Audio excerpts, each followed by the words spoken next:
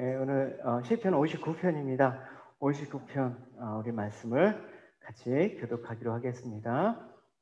제가 1절 읽겠습니다. 나의 하나님이 하나님이시니까. 네. 오늘 시편은 우리가 표지에서 이렇게 언급하고 있습니다. 사울이 사람을 보내어 다윗을 죽이려고 그 집을 지킨 때라고 얘기하고 있습니다. 사실 여기서부터 이제 다윗의 도피 생활이 시작됩니다. 도피 생활의 그 동기가 되는 게 바로 사울이 다윗을 죽이려고 자객들 7 사수로 보내갖고 그 에워싸고 있는 거. 꼼짝없이 지금 다윗은 죽을 수밖에 없는 상황을 배경으로 하고 있습니다. 그래서 다윗은 블레셋 골리앗과의 싸움에서 승리하고 이제 개선한 후에 그 뒤에 많은 전쟁에서 승리를 하죠. 그로 인해서 다윗에 대한 백성들의 칭송은 날로 더해져만 갔습니다. 그러나 백성들의 마음이 다윗을 자꾸만 향할수록 사울의 마음은 다윗에 대한 시기와 질투로 점점 가득 차 올라오는 것을 알 수가 있습니다. 그래서 다윗을 자신의 왕권을 위협할 수 있는 정적으로 생각하였다는 것입니다. 그래서 틈만 나면 다윗을 죽이려고 하지 않았습니까? 그래서 사울은 다윗이 이제 사울 자신을 위해서 악기를 연주할 때도 2번이나 창을 던져서 다윗을 죽이려고 했습니다. 하지만 사울의 그 모든 다윗을 죽이려고 하는 그 시도는 모두 실패하고 말았다는 것을 우리가 성경에서 알 수가 있어요. 그래서 이번에는 자객을 보내서 다윗의 집에 보내서 다윗을 죽이려고 하는 그런 과정입니다. 먼저 1절을 보시면 이렇게 다윗은 고백합니다. 같이 읽어보시겠습니다.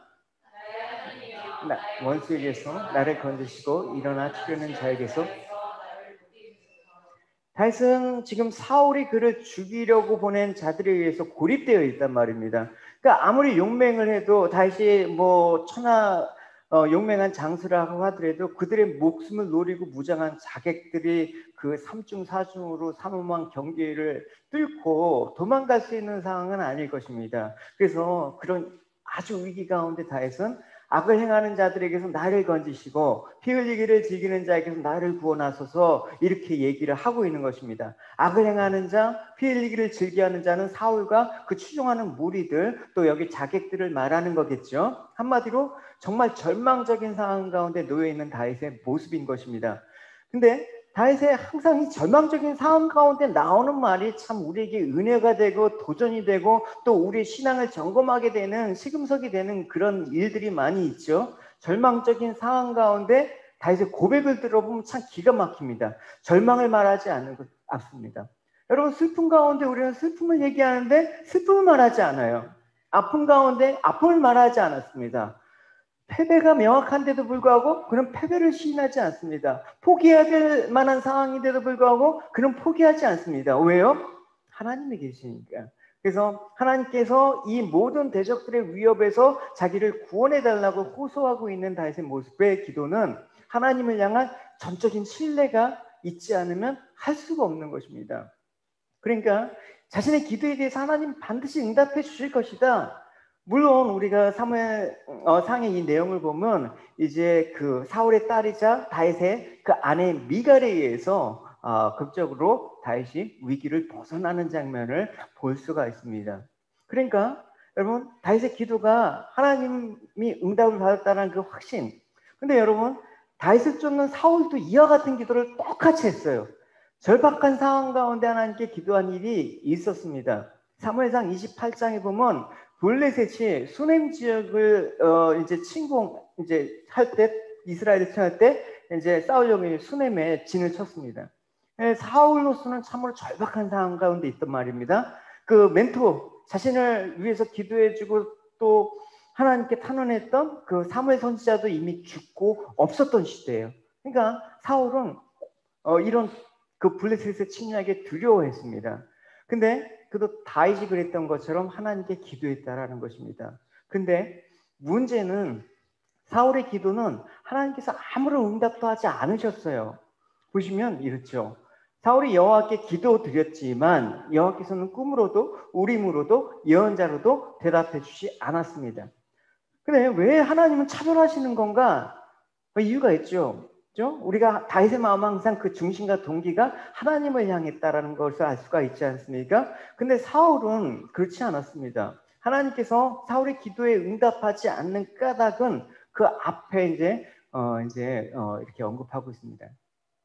내가 여호와의 목소리를 순종하지 아니하고 그의 진노를 아말렉에게 쏟지 아니하였으므로 여호와께서 오늘 이 일을 내게 행하셨고 여호와께서 이스라엘을 너와 함께 블레셋 사람의 손에 넘기시리니 내일 너와 내 아들들이 나와 함께 있으리라. 여호와께서 또 이스라엘 군대를 블레셋 사람의 손에 넘기시리라 하는지라. 결국 이것 때문에 이제 사울과 그 아들이 이제 죽었죠.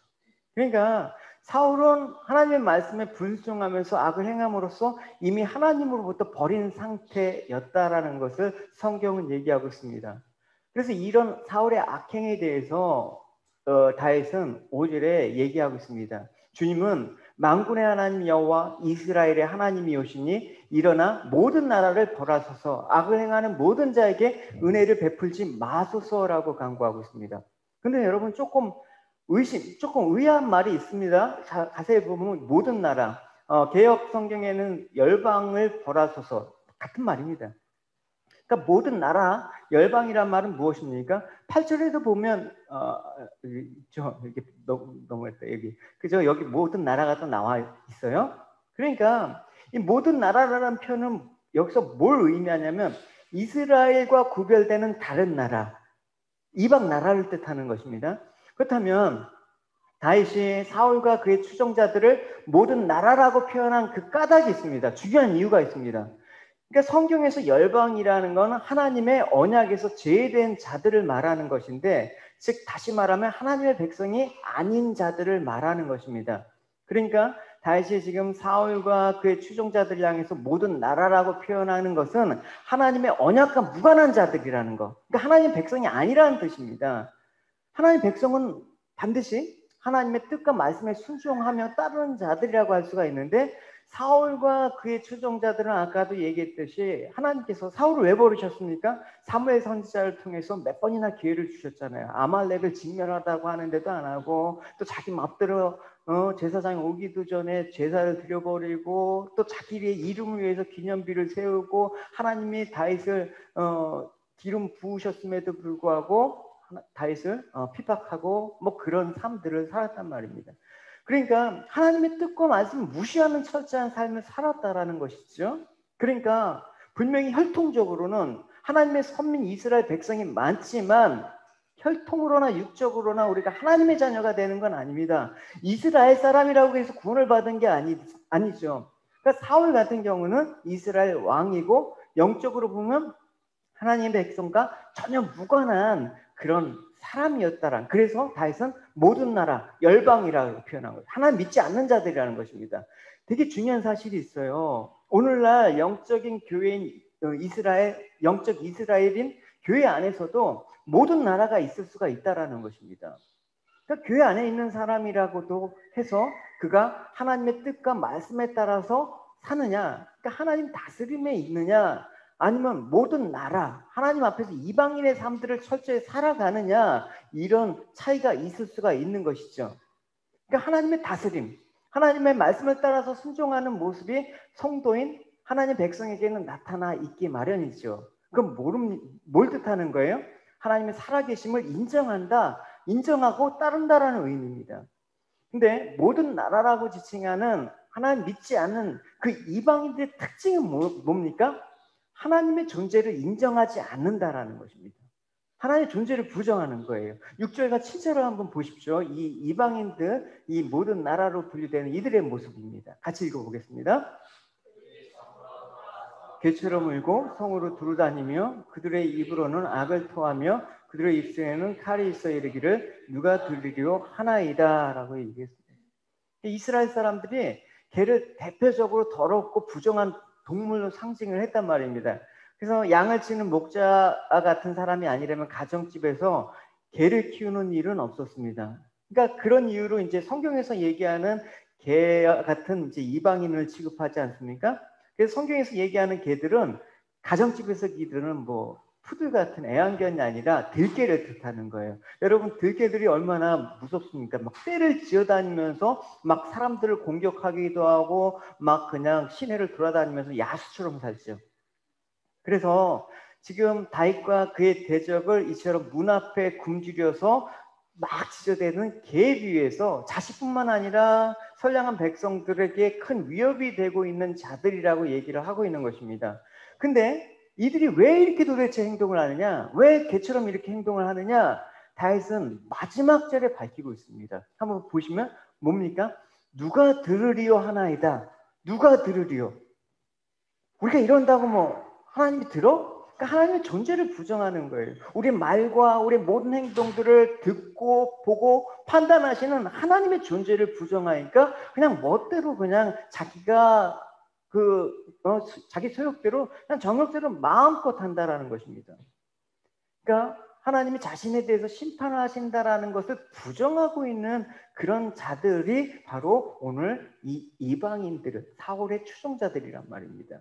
하나님의 존재에 대해서 부정하기 때문에 대담하게 악을 행하는 것입니다. 감히 하나님이 살아계신다고 하면 악이라는 것들이 무서운 것이죠. 하나님께서 죄악을 싫어한다라는 걸 안다 그러면 막 고의로 뻔뻔하게 죄악을 저지르는 그런 일들을 하지 않게 되는 것이죠.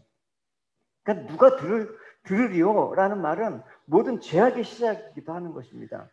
그러니까 하나님의 존재를 부정하는 데서 죄는 출발하는 거예요. 그러니까 하나님 믿지 않는 이 이방 세계, 모든 세계는 누가 들으려 하는 그 하나님의 존재적인 부정에서 출발하는 세상이기 때문에 구원과는 거리가 먼 것이라는 것입니다. 여러분, 하나님의 존재를 인식하고 있는 사람이 어떻게 죄를 범할 수가 있겠습니까? 물론 연약하지만 죄를 범할 수 있지만 그게 하나님 앞에 가져가고 하나님 앞에 회개하고 끊임없이 죄에 대해서 싸우고 그런 모습이 믿는 사람들의 특징 아닙니까? 여러분, 어린아이들 보십시오. 아이들이 부모님이나 선생님 앞에서 고의로 이렇게 막 대놓고 막 큰 사고는 안 쳐요. 어릴 때 아무도 안 보는 시각에. 여러분, 제가 월요일날 이렇게 교회 저는 이제 차를 뒤에 파킹하고 저 뒷문으로 들어와요. 그 계단을 이렇게 문을 열고 뒷문을 열면 기절을 해요. 여러분 보시죠? 애들이 장난감 블록을 던져갖고 계단이 앞에서부터 1층까지 그냥 쫙 펴져 있어요. 내가 충격을 받는단 말이에요. 그 애들이 거기 제가 자물쇠로 잠궈 놓잖아요. 그러니까 출입을 못하니까 얘네들이 화풀이를 장난감으로 여러분 처음에 열받아갖고 인형들 그러니까 여러분 그거 장난감 던지고 본 분 손 들어봐요. 봤어? 그 대체적으로 누가 보는 데서는 안 한단 말입니다. 여러분 우리가 하나님이 나를 보고 계신다라고 했을 때 우리 모든 삶의 행동이나 이런 어떤 방향은 하나님이 의식하고 살아가는 거예요.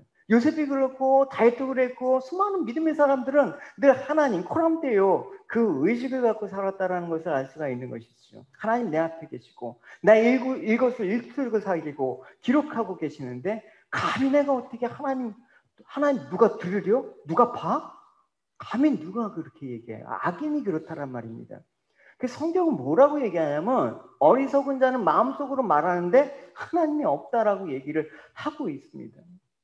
여러분 이 세상을 살아가면서 과연 우리는 무엇을 외치고 있습니까? 누가 들어? 누가 봐?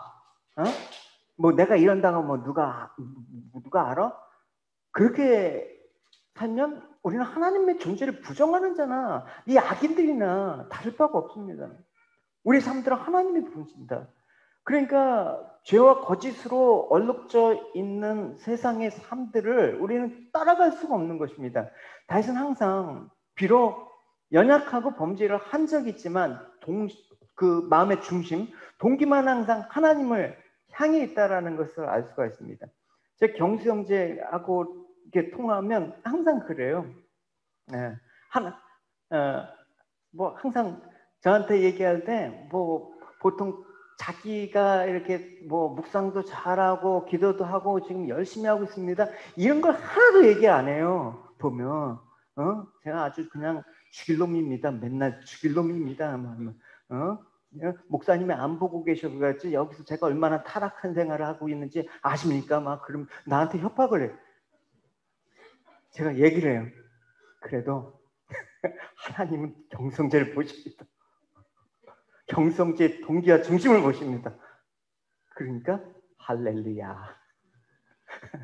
그래서 늘 그게 우리 믿음의 사람의 특징이란 말입니다. 그러니까 하나님의 섭리로 우리의 모든 삶들을 이끌어 가시는 존재를 의식하지 못하면 하나님의 외면함에서 온다 그러면 우리도 이런 악인들의 모습과 차이가 없는 거예요. 악한 짓을 해서 악인이 아니에요, 여러분. 하나님이 없다고 하는 데서 하는 모든 행동은 다 이런 악인의 모습의 성향을 띠고 있는 거예요. 그래서 8절에 보면 그렇게 얘기하고 있습니다. 시편 16편 내가 여호와를 항상 내 앞에 모신, 이게 다윗의 고백이거든요. 그가 나의 오른쪽에 계시며 내가 흔들리지 아니하리라라고 얘기하고 있습니다. 그러니까 다윗이 얼마나 하나님을 의식하면서 살았다라는 것을 알 수가 있는 것이죠. 그렇죠? 네. 그래서 하나님 앞에서 의식하는 사람들은 항상 그 행동과 모습에서 이렇게 남이 보나 안 보나 항상 그 모습이 항상 바른 그런 모습이라는 것을 우리가 알 수가 있는 것이죠. 그래서 하나님의 섭리로 다윗을 치려고 하는 모든 대적들의 도모가 성공하지 못할 것과 하나님으로 하여금 비웃음거리가 되게 할 것임을 확신하고 있는 것입니다. 너희도 하나님이 없다고 그렇게 얘기하지만 하나님께서 너희들의 행동을 보고 어떻게 하실지 한번 봐, 이렇게 얘기하는 거예요. 8절을 읽어보시겠습니다.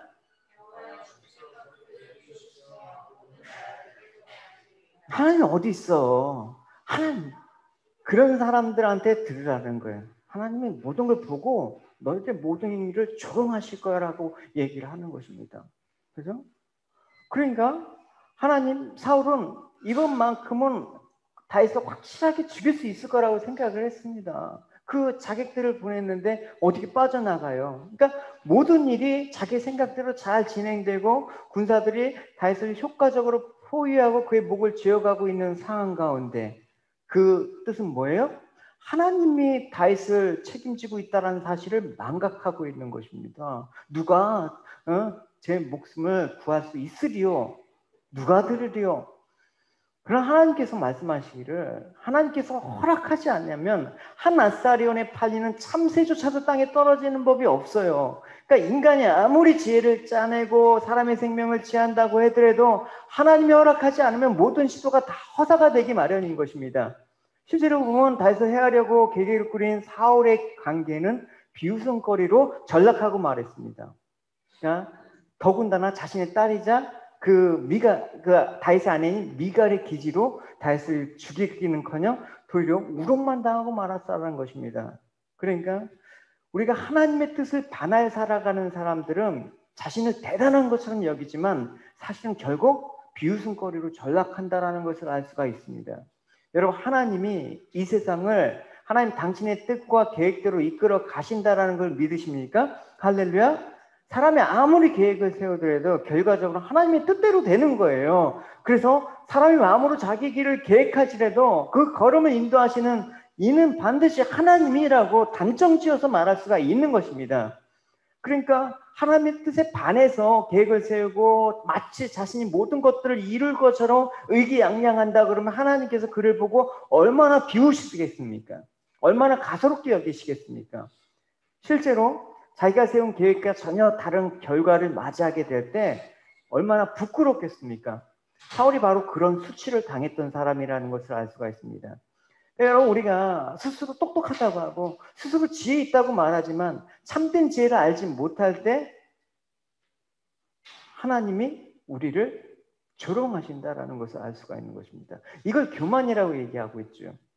그러니까 참된 지혜는 하나님의 뜻이 아니면서 내가 하나님의 뜻이 아니라면 내가 결코 성취할 수가 없다. 그 하나님의 뜻 앞에 무릎을 꿇고 순종하는 그 모습이 지혜 있는 자라고 할 수가 있는 것입니다. 그래서 잠언서 기자는 여호와를 경외하는 것이 지혜의 근본이고 거룩한 자를 아는 것이 명철이라고 얘기하고 있습니다. 여러분, 우리가 그 역대하기 묵상에서 살펴봤듯이 우리가 히스기야 왕에 관련된 에피소드 중에서 예루살렘을 둘러싸고 하나님 모독했던 사내립과 그 사내립과 누구지? 랍사게. 랍사기의 그 조롱을 한번 생각해 보십시오. 너희들의 신이 너희들을 구원해 줄 것 같아 하면서 그렇게 조롱했던 그 모습을 했을 때 그들의 비참한 최후를 여러분 보십시오. 그러니까 여러분 우리가 항상 바라봐야 될 것은 이 과정 중에 우리가 있지만 항상 하나님께서 그 우리 인생을 향한 최후의 모습들이 어떤가에 대해서 성경에 대해서 항상 깨달아야 되는 것입니다. 11절 한번 읽어보십시오.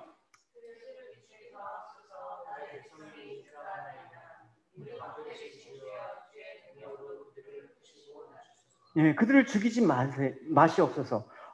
이 부분에 대해서 우리가 이렇게 해석하는 사람도 있어요. 물론 다시 그 대적을 용서해 줄 거라고, 용서해 주십시오라고 그렇게 말한 이유는 그래도 그 다윗은 정말 원수를 사랑했다. 뭐 이렇게 하는 그런 용서의 기도라고 해석하는 사람도 있습니다. 근데 여러분 문맥을 보면 그렇지 않습니다. 죽이지 마시 까닭은 나의 백성이 잊을까나이다. 그리고 그 5절에서 보면 이렇게 이미 얘기했습니다. 하나님께서 일어난 모든 나라를 벌하소서 악을 행하는 자들에게 은혜를 베풀이 마소서. 이 구절을 생각해 본다 그러면 이거는 악인에 대한 용서를 말하는 것이 아니라는 것을 알 수가 있는 것입니다.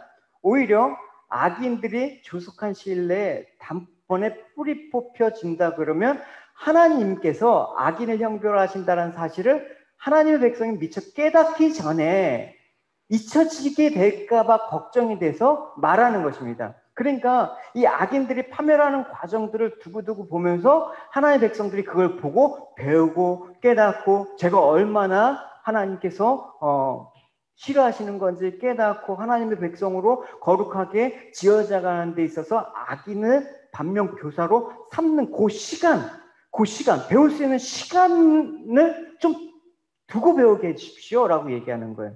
그러니까 악인이 갑자기 멸망해 버린다면 하나님의 백성들이 그걸 알지 못하기 때문에 그런 것입니다.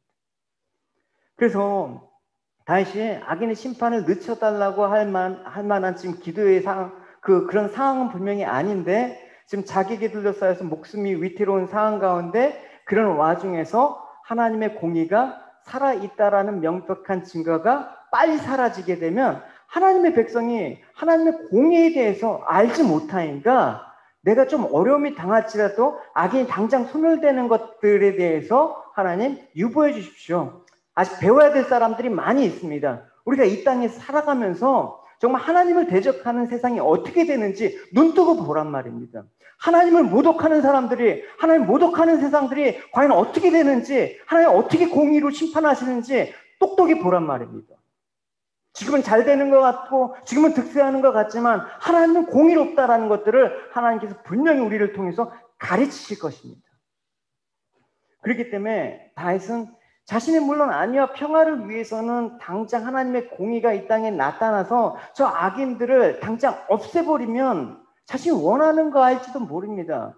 그러나 우리가 믿음적인 측면에서 보면 강건할 수 있는 정말 하나님이 그 성품인 공의를 배울 수 있는 그런 기회를 잊어먹게 된다라는 것입니다. 여러분 한번 제가 이런 예를 들어드렸을 텐데 여러분 보십시오. 여러분 아이들이 어렸을 때 이런 과정들이 없이 얘가 그냥 어느 날 자고 일어났다가 아버님 이렇게 하면 이상하잖아요. 애들이 너 갑자기 뭐 미쳤어? 이렇지 않잖아요. 그렇죠?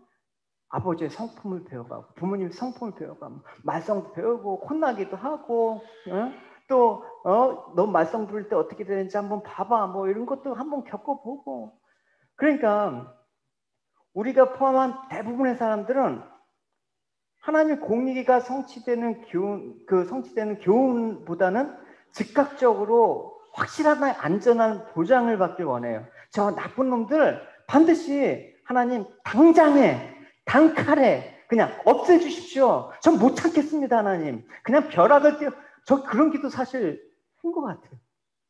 저 나쁜 놈들 그냥 벼락을 때려갖고 하나님 그냥 하나님 공의를 보여주십시오. 근데 더 잘 돼요. 여러분 그게 우리들을 위해서 보고 배우라는 것을 알려주시는 것이죠. 그러니까 여러분 내 눈앞에서 잠자고 있는 원수를 본데 다윗은 그 굴에 그 얘기하지 않았습니까? 그 엔게디 광야 굴에 숨어 있을 때 사울이 용변을 보고 들어왔을 때 우리 같았으면 어떻게 했어요? 아, 하나님이 저 원수를 단칼에 죽이라는 은혜이다, 기회이다 하면서 단칼에 그냥 사울을 죽일 수가 있었는데 안 죽였잖아요. 하나님의 기름 부으신 자이기 때문에 하나님이 심판하실 때까지, 하나님께서 그 공의를 온전히 드러내실 때까지, 그래서 죽일 수 있음에도 불구하고 보냈잖아요. 우리 같으면 그냥 단칼로 죽이는데. 그러니까 다윗의 부하들이 왜 그런 멍청한 짓을 하십니까? 단칼에 죽여버리면 도망갈 일도 없고. 그러면 하나님의 공의를 배울 수가 없는 것입니다. 항상 시간을 두고 하나님이 일하시면 우리를 통해서 좋은 것도, 내 삶에 있어서 좋은 일이 일어나도 배워야 되는 것이고, 내 삶에 안 좋은 일이 일어나도 우리는 하나님의 선포를 배워야 되는 거고, 모든 상황 속에서 주를 찬양할지다. 할렐루야.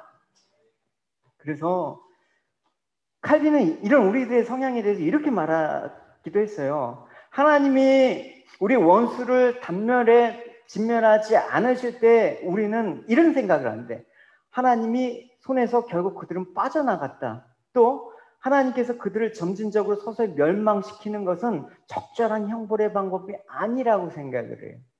여러분, 그래서 뭔가 사회적으로 무리를 할 때 막 여론에서 뭐 합니까? 사형제도를 부활해라, 당장 죽여라, 뭐 그런 거죠, 여러분.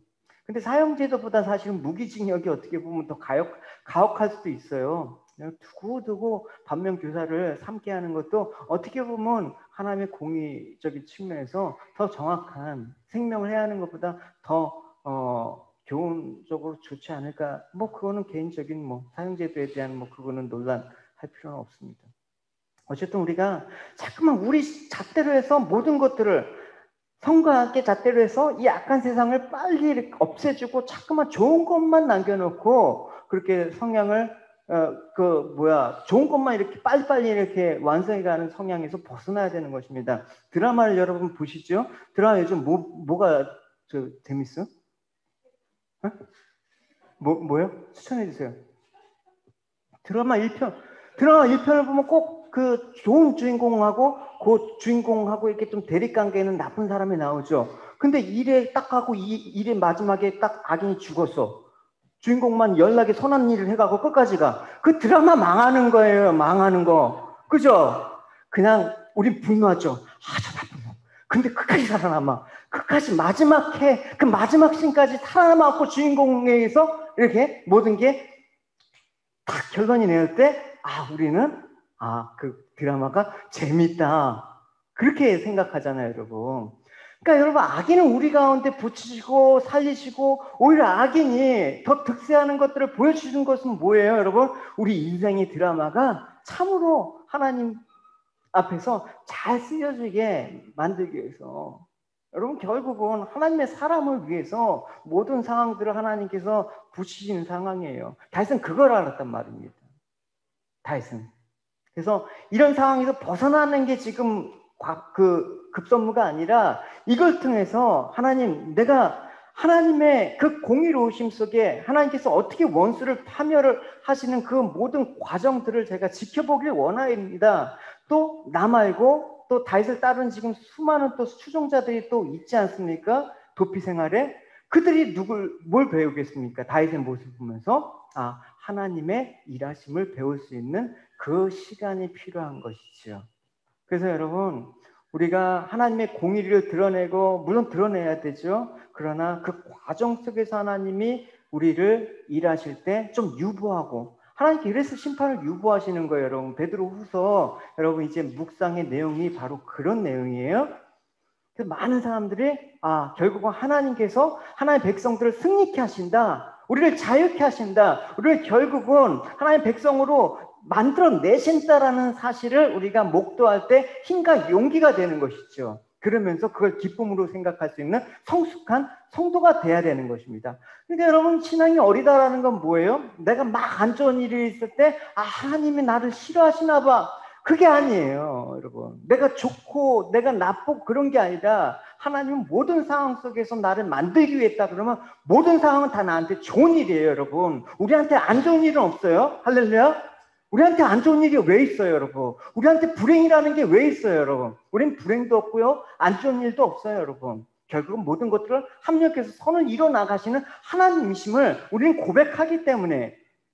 그래서 다윗의 기도가 암시하는 것 같이 하나님께서 그의 공의를 유보하시고 악인에 대한 심판을 유보하실 때 하나님께서 그들을 살려두시기도 하고, 그들이 오히려 잘 되는 것들을 통해서 우리가 고통을 당할 때 하나님이 그걸 통해서 알리고자 하는 그 사항들에 대해서 우리가 깊이 배워야 되는 것입니다. 그럴 때 결국 언젠간 악인의 멸망을 통해서 하나님이 공의를 드러내신다라는 그 믿음의 소망으로 우리가 나아갈 수가 있는 것이죠. 그러나 물론 악인이라도 하나님의 마음은 회개에서 돌아오길 원해요. 그러나 그 하나님의 마음을 악인들이 알까요? 몰라요, 여러분. 우리는 악인이었지만 하나님의 은혜로 알게 되었지만, 어쨌든 그 멸망에 처한 악인들은 결국 하나님의 마음들을 깨닫지 못합니다. 그 까닭이 나와 있어요. 12절 같이 읽어보겠습니다. 시작. 그들의 입술의 말은 곧 그들의 입의 죄라. 그들이 말하는 저주와 거짓말로 말미암아 그들이 그 교만한 중에 사로잡히게 하소서. 여기서 공동 번역은 그들의 말은 그들의 입술의 죄라는 부분은 그들은 입술만 놀리면 입에서 죄가 나오는 자들이다 라고 얘기를 하고 있습니다. 그러니까 다윗의 대적들은 입만 열면 다윗을 저주하고 거짓말이 튀어나오는 거예요. 그래서 다윗에 대한 원수들은 하나하나가 그 말에 있어서 죄를 뱉었다라는 것입니다. 그래서 여러분 누구 싫어하더라도 여러분 그 저주의 말들은 할 필요가 없는 것입니다. 그거 하나님이 심판하는 영역이죠. 그러니까 이 자기가 내뱉는 말에 저주와 올무가 되어서 그들을 넘어뜨리는 함정이 되게 한다라는 것을 다윗은 알고 그렇게 강구하는 것입니다. 결국 악인이 심판받는 것은 결국 최종적으로 하나님께서 심판을 하시는 거지만, 사실은 이미 하나님께서 심판하기 전에 스스로 그 악인들은 자기가 판 무덤에 의해서 올무에 걸리게 되는 거예요. 그래서 하나님의 말씀이 그 임하는 순간, 하나님의 말씀을 듣지 아니하는 순간 그건 심판의 성격이 있다라고 여러분 복음에 대해서 얘기를 했습니다. 여러분 자업자득이란 말이 있잖아요. 자기가 행한 일에 대한 결과는 결국 자기에게 돌아가는 일이라는 것입니다. 그러니까 이는 좋은 일보다는 나쁜 일을 말할 때 주로 사용하는 것이죠. 그래서 악을 행한 악의 열매는 반드시 자신이 거두게 되는 것입니다. 그래서 여기로 사로잡힌다라는 말은 뭡니까? 원래 의미가 포로가 된다라는 말이에요. 그러니까 자기가 범한 스스로의 어떤 그 죄악된 모습을 통해서 자기가 스스로 포로가 되어서 잡힌다. 그래서 그 잡힌 상태에서 사단이 그를 이끌어간다. 포로가 되면 어떻게 됩니까? 그때는 그냥 끌려가는 대로 가는 거예요. 결박을 당한 채. 그러니까 누가 얘기했는지는 기억이 안 나요. 이런 말이 있어요. 나 자신 외에는 나를 멸망시킬 존재가 없다라는 거예요. 그러니까 나를 망하게 하는 건 누구예요? 결국은 자기 자신이 자기 자신의 죄라는 것을 얘기하고 있는 것이죠. 그래서 내가 행하고 내가 말하고 남을 저주했던 것들이 그대로 화살이 되어갖고 멸망의 올무에 빠진다라는 것입니다. 결국 그들의 모습이 14절과 15절에 이렇게 얘기되어 있네요. 같이 읽어봅시다. 그들이 점으로 돌아와서 개체로 물며 성으로 두루 다니고 그들은 먹을 것을 찾아 유리하다가 배부름을 얻지 못하면 밤을 새우리랍니다. 그러니까 여기서 14절은 다윗의 생명을 취하기 위해서 혈안이 된 악인들의 실상을 말하는 거고, 15절은 악한 자들이 다윗의 생명을 노렸지만 결국은 헛수고했다라는 것입니다. 그래서 밤을 지샐 거라고 얘기를 하고 있습니다. 결국 다윗이 자신의 생명을 노렸던 악인들은 자신의 생명을 해하려고 했지만 결국 자신은 구원을 받게 될 것이다. 이게 최종적인 다윗의 고백이라는 거예요. 16절, 17절 마지막 절입니다. 자, 나는 주의 힘을 노래하며 아침에 주의 인자하심을 높이 부르오니 주는 나의 요새이시며 나의 환난 날의 피난처이심이라. 나이미여 내가 주께 찬송하오리니 하나님은 나의 요새이시며 나를 긍휼히 여기시는 하나님이시다. 다시 아침에 주의 인자를 높이 부를 것이라고 얘기하고 있습니다. 이는 달리 말하면 아침에 나를 구원받게 될 것이다. 다윗의 원수들이 자기를 해치려고 그 아침이 되면 그 원수는 아마 생각하고 있죠. 이 밤에 다윗을 죽이면 아침에 자신들은 다윗을 죽였다고 환호성을 지를 것이다. 그러나 그 악인들의 결국 계획은 무산이 되고 오히려 아침에 자기는 하나님의 그 구원하심을 찬송할 것이다 라고 얘기하고 있습니다. 항상 계획이라는 게 있죠. 악한 사람도 계획이 있고 선한 사람도 계획이 있어요. 근데 우리가 최종적으로 우리가 바라봐야 될 그 계획은 하나님, 아침에 내가 주를 찬송하오리니 인자하심을 높이 보리니. 인자하심이라는 거는 하나님이 끊을 수 없는 그 헤세드, 언약 관계의 사랑을 말하는 거예요. 그 사랑으로 나를 건지시겠다라고 얘기하는 것입니다. 그래서 자신의 구원의 확실성을 얘기하는 것이죠. 근데 여러분 보시면 하나님께서 자신을 구원할 수 있는 두 가지가 있대요. 원수의 손에서 구원하는 그 두 가지의 근거가 뭡니까? 하나님을 나의 힘으로, 또 한 가지 하나님은 나를 긍휼히 여기시는. 그러니까 하나님이 구원의 근거를 힘과 긍휼이라고 얘기하고 있습니다. 이 긍휼은 여기서 인자와도 같은 의미를 쓰는 거예요. 그러니까 여러분 하나님이 어떤 존재를 구원하시고자 할 때 하나님 만약에 힘이 없다 그러면 어떻게 합니까? 가능하지 못하죠, 여러분. 내가 힘이 없으면. 그래서 주님께서 이렇게 말씀하셨어요. 사람이 먼저 강한 자를 결박하지 않고서야 어떻게 그 강한 자의 집에 들어가 그 세간을 강탈하겠느냐? 결박한 후에 그 집을 강탈하리라 라고 얘기하고 있습니다. 그러니까 이 말씀은 뭐냐? 힘이 없으면 할 수가 없다라는 것입니다. 그러니까 여러분 세상에서 우리가 힘이라고 여기는 것들이 있어야지 뭔가 한다라고 얘기를 하지 않습니까? 영적인 것도 마찬가지예요, 여러분. 그러니까 여러분 항상 누가 강한 자에게 포위되었을 때 그를 구하고자 할 때 그 포위망을 뚫고 그 포위망에서 안전하게 구해낼 힘이 있어야 되는데 과연 이 사단의 그 괴계를 능히 부술 수 있는 힘을 가진 사람이 이 땅에 누가 있느냐 생각할 때 하나님밖에 없다. 다윗은 하나님은 전능자이시다. 그러니까 아무리 강한 자들이 다윗의 집을 포위한다고 하더라도 하나님은 그 포위망을 뚫고 다윗을 구원하는 일에 어렵지 않다라고 얘기하고 있습니다. 마치 그 라이언 일병 구하기 보면 이런 장면도 상상할 수가 있죠. 그러니까 힘이 있어야 되는 거예요. 근데 세상적인 힘으로 우리가 아무리 길고 난다고 해도 사단이 갖고 있는 그런 힘에 대항할 수가 없는 것입니다. 그러니까 하나님만이 나의 힘이라고 다윗은 고백을 하는 거예요. 근데 또 한 가지 있어요. 하나님 힘이 있어요. 힘만 있다고 해서 다윗을 구원할 수 있느냐? 그건 아니에요. 그 원수들에게 구원을 하기 위해서는 힘도 있어야 되지만 하나님 우리를 불쌍히 여겨주셔야 되는 거예요. 긍휼을 하셔야 돼요. 저 녀석 불쌍해서 내가 건져야겠다. 그게 있어야지 하나님께서 구원의 그 일들을 펼치신다라는 것입니다. 여러분 생각해 보십시오. 여러분 길 가다 홈리스들한테 뭔가를 도움을 준다고 할 때 내가 지금 가진 거 있어요. 여러분 돈 있어요. 얼마든지 그 사람 한 끼 밥 정도 사줄 수 있는 지금 돈이 있어요. 여러분 그럴 때 여러분 그것만 갖고 도울 수 있습니까? 어떻게? 불쌍해야지 되는 거죠. 그러니까 하나님이 힘이 있더라도 우리를 불쌍히 여기시기 때문에 우리를 긍휼하게 여기시기 때문에 구원의 일이 일어난다라는 것입니다. 그러니까 하나님 인자하시고 긍휼을 베푸시는 분이다라는 그 믿음이 다윗에게 있었습니다.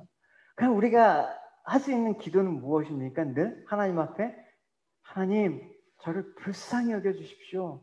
예수님을 향해서 찾아와서 치유함을 받고 구원을 받은 사람들의 모습 한결같이 하나님, 주님 저를 불쌍히 여겨주십시오. 힘이 있는데 긍휼히 여기는 그 마음들이 없으면 저를 구원받지 못합니다.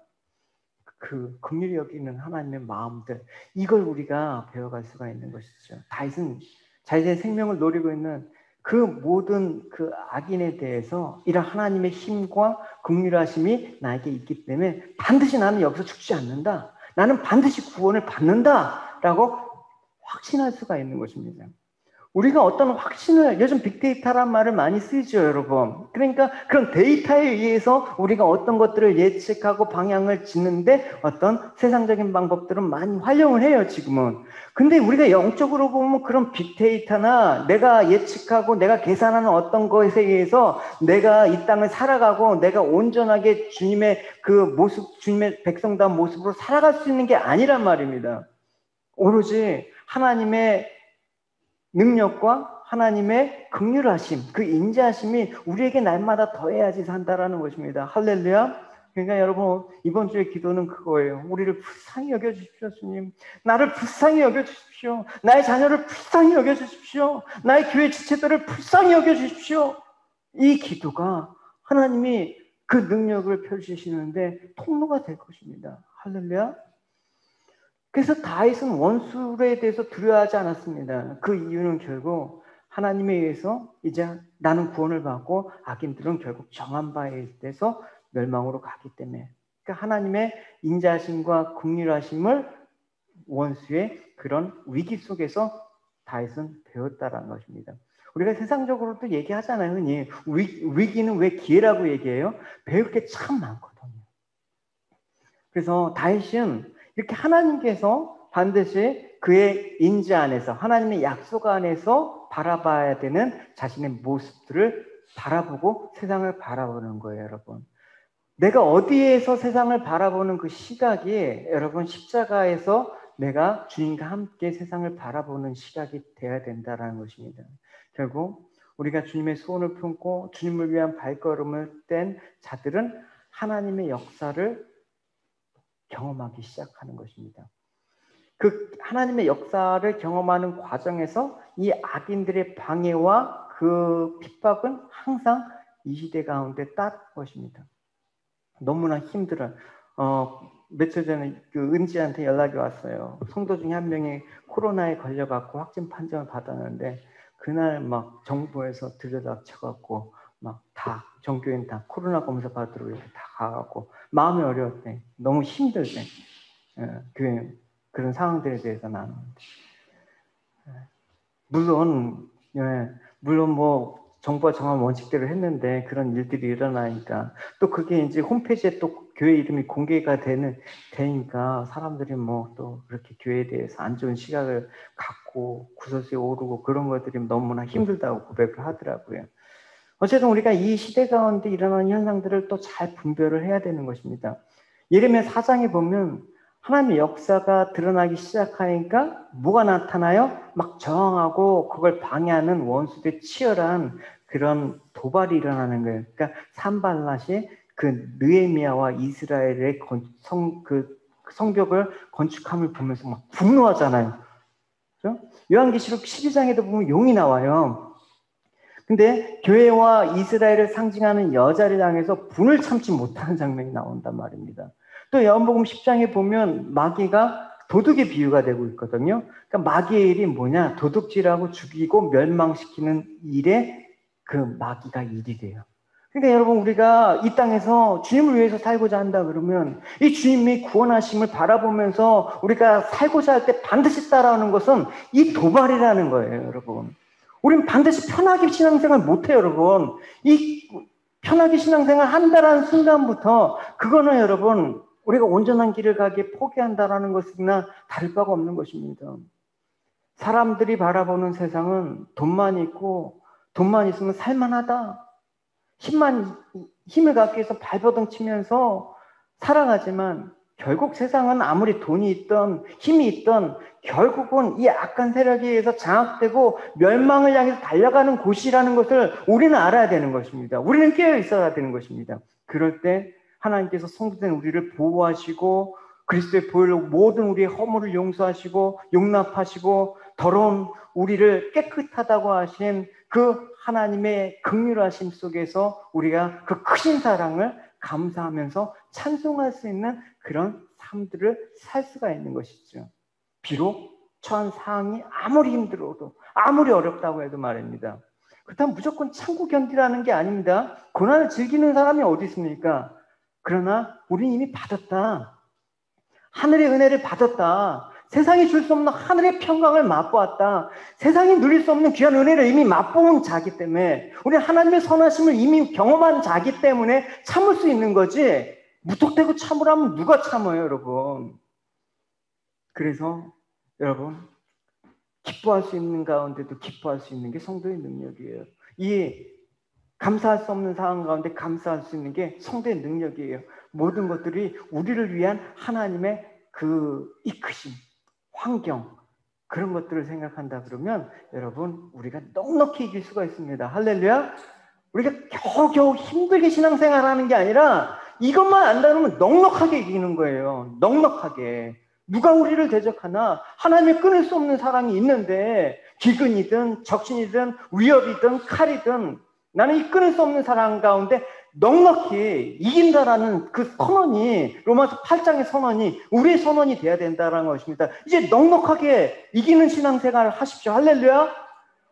점점점 또 이러다 막 코로나가 확산되니까 또 우리가 막 힘들잖아요. 한참 이제 뭐 좀 좋아져 갖고 하는데 막 갑자기 해갖고 뭐 또 뒤숭숭해.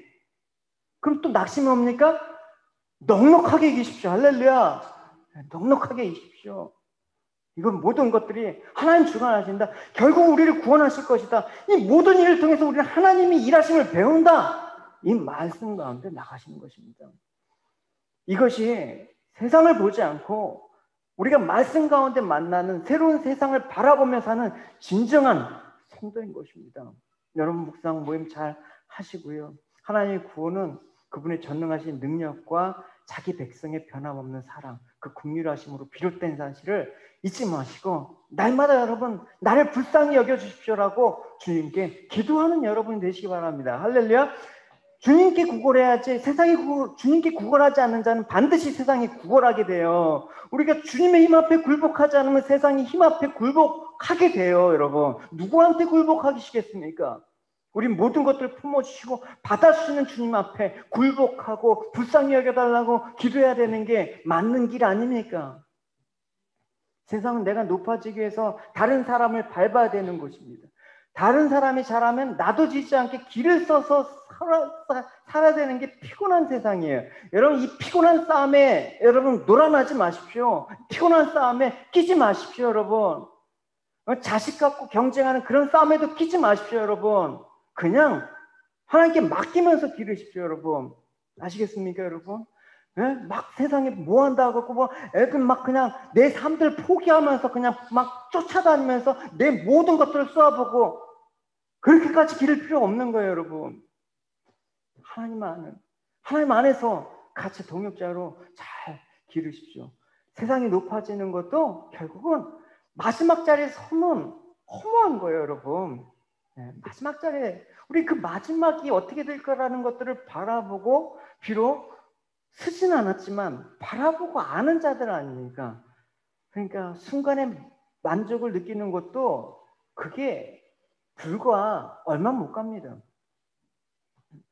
세상을 향한 시선을 어떻게 보냐? 하나님의 인자하심과 긍휼로 지키시고 보호하시는 그 거룩한 나라와 그의 백성들을 향한 하나님의 일하심에 여러분 초점을 맞추시는 여러분이 되시기 바랍니다. 할렐루야.